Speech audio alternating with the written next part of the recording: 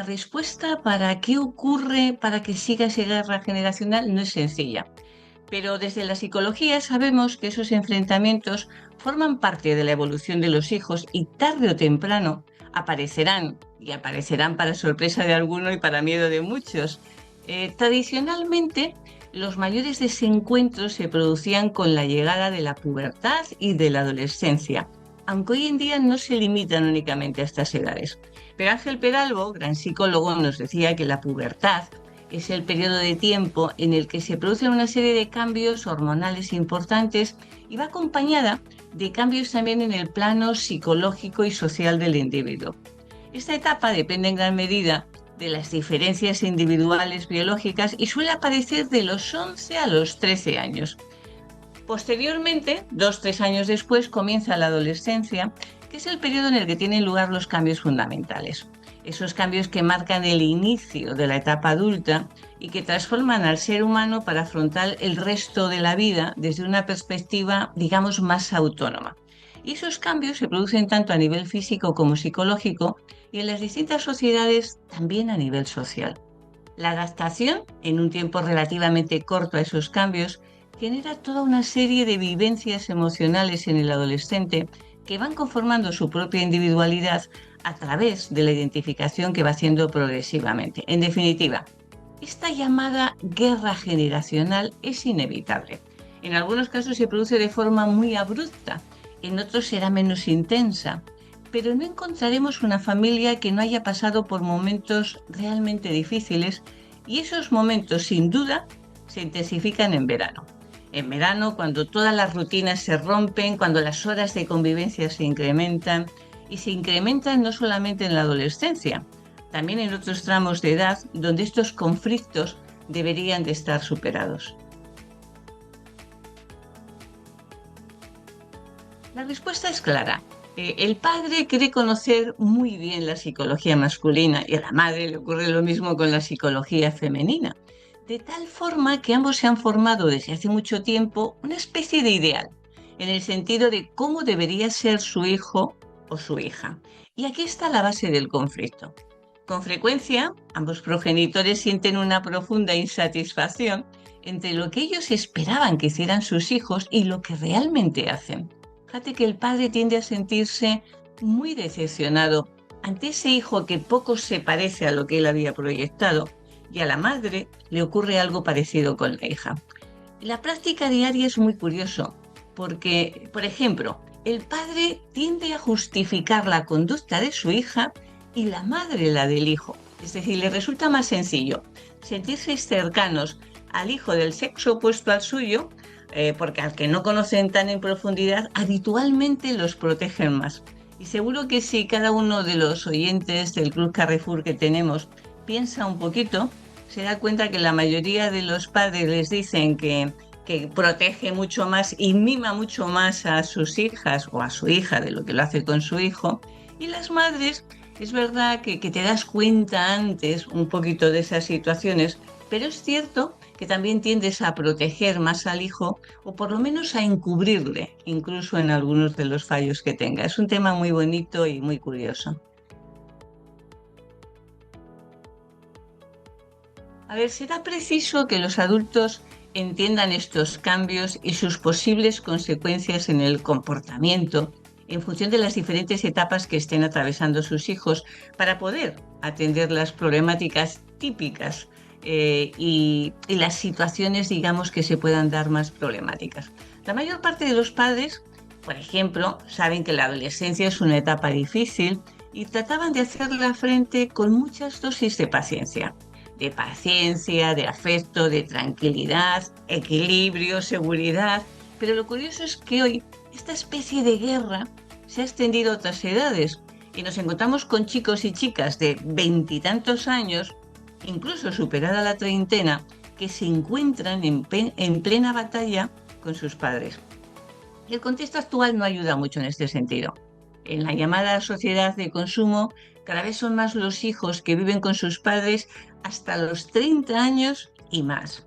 Y la guerra generacional a estas edades es distinta. Y les coge a muchos padres, digamos que con el paso cambiado.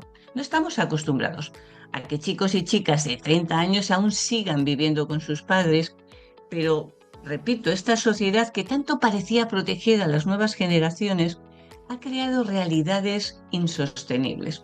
Los salarios que reciben las nuevas generaciones, unidos a los precios inalcanzables de la vivienda, provocan que muchos jóvenes en plena etapa de supuesta madurez sigan viviendo con sus padres. Es verdad que muchas veces los jóvenes quieren irse con todo resuelto, con todas las comodidades puestas, pero también es cierto que comparativamente su poder adquisitivo ha ido disminuyendo y no les resulta sencillo emanciparse. No obstante, uno de los problemas más agudos se manifiesta en el terreno de las ideas y los pensamientos.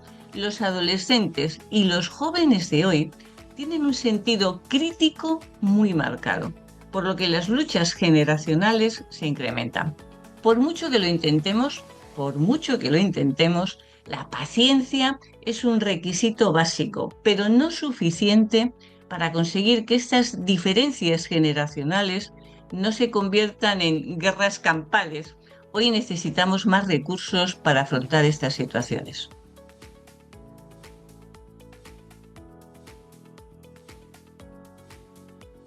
Pues entre los principales consejos diríamos, por favor, esforzarnos por comprender que los hijos tienen derecho a ser diferentes de como nosotros desearíamos que fueran. Y también tienen derecho a no cubrir nuestras expectativas, aunque deban esforzarse por desarrollar al máximo el potencial que llevan dentro. Los hijos también tienen derecho a que les facilitemos las pautas, las normas, los límites y los hábitos que favorezcan su desarrollo y les vacunen contra la inseguridad, contra esos miedos irracionales, esa inestabilidad o ese caos que tanto les perjudica, especialmente cuando se sienten envueltos en la llamada guerra generacional. Pero los hijos, ¿por qué no admitirlo? También tendrían derecho a equivocarse y a recibir el perdón de sus equivocaciones. Poco a poco, ellos también deberán aprender a perdonar. Ojo, los hijos necesitan nuestra paciencia ante sus limitaciones y el ánimo suficiente para superar sus dificultades. Pero en una convivencia, los acuerdos constituirán un hábito en nuestra convivencia. Es decir, en ellos se recogerán todos los principios, todos los acuerdos que lleguemos sobre las pautas y las normas que regirán en la familia. Y los hijos tienen derecho a que les escuchemos en sus necesidades y a que les ayudemos en la superación de sus dudas, sus inquietudes o sus insatisfacciones, pero también, y esto es muy importante, deberán responsabilizarse de los acuerdos y de los pactos que hayamos alcanzado con ellos. Recordemos que quererles bien nunca es sobreprotegerles. La sobreprotección, lo hemos dicho en este espacio muchas veces, María, la sobreprotección, lejos de ayudarles, les debilita, les confunde y en muchos casos les convierte en adolescentes eternos, a pesar de la edad que tuvieran. Una especie de adolescencia eterna que, lejos de ayudarles a madurar, genera hijos que solo saben pedir y chantajear. Y esto es una tristeza y es un punto al que nunca deberíamos de llegar. Pues la reflexión final es que aceptemos que ellos son diferentes, los hijos, las hijas son diferentes y cuidemos que esas diferencias contribuyan a su crecimiento personal, social y también profesional.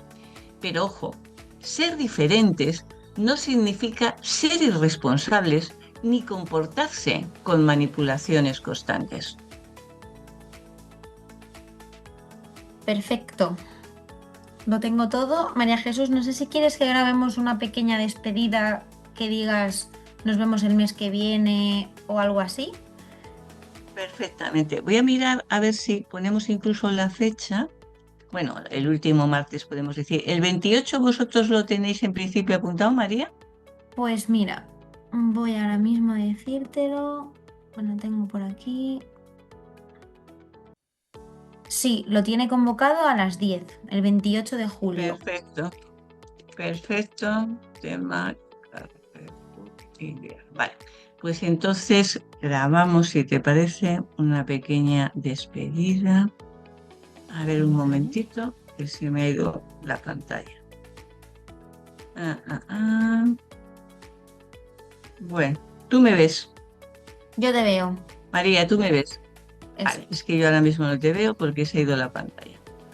Pero, pues lo ponemos. Estoy con dos pantallas y de repente se me va una a la otra y ahora mismo es que lo he perdido. No te Ahora, preocupes. ahora ya te veo. Perfecto, muy bien. Venga, grabamos entonces, ¿no? Cuando quieras. Bueno, pues teniendo en cuenta las fechas en las que nos encontramos, oye, feliz verano a todos nuestros socios del Club Carrefour, aunque nosotros seguiremos estando siempre el martes, el último martes de cada mes, seguiremos estando ahí atentos y fieles a nuestros encuentros, pero sí que quisiera decirles que mucha paciencia, pero que el verano también es para disfrutar, que aprovechen para conocer muy en profundidad a sus hijos, incluso muy en profundidad a sus parejas, que a veces en el día a día apenas coincidimos, pero sobre todo que no se asusten con lo que puedan ver, porque aunque sea cosas que no les gustan, siempre tendrán la oportunidad, una vez que las conocen, de poderlas cambiar o al menos poderlas encauzar. El verano es para coger energía, recuperar fuerzas, ánimos, ilusiones, volver a sentir esa alegría de esa libertad que tienes cuando ya no tienes que ir a trabajar y no para llenarnos de pesadumbre y para sentirnos que, oye, nada tiene sentido y que todo es demasiado difícil. De verdad, tengamos buen ánimo, recuperemos nuestras mejores ilusiones y recordemos que tenemos que volver con las pilas muy cargadas para afrontar el nuevo curso. Pero ahí les estaremos ayudando siempre, siempre estaremos al lado de nuestros socios del Club Carrefour. Un abrazo, María, un abrazo a todos nuestros socios y hasta el próximo mes.